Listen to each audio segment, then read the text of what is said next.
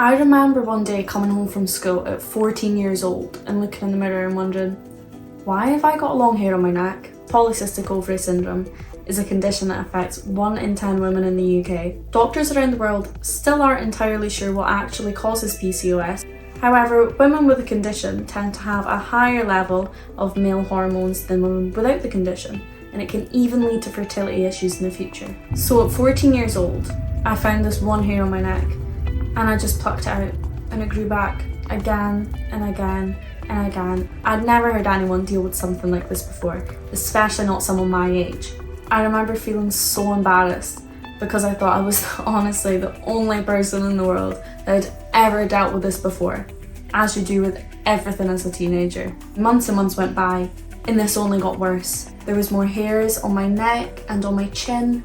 I was so embarrassed and so self-conscious, to the point where I actually wore scarves everywhere, especially to school, because I was so scared that someone would see it.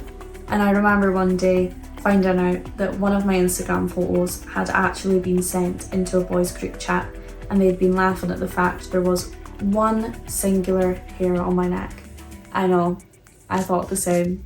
I'd be lying if I said I wasn't still self-conscious about it. I do still find myself going back to old reflexes and trying to hide my neck or hide my chin. However, I feel a lot more confident now to talk about it and be more open, because there's nothing to be embarrassed about at all. To all the young girls that might think that they have PCOS or they are struggling with excess hair growth, it's so common. Now I know that there was absolutely no need for me to feel the embarrassment that I did back then.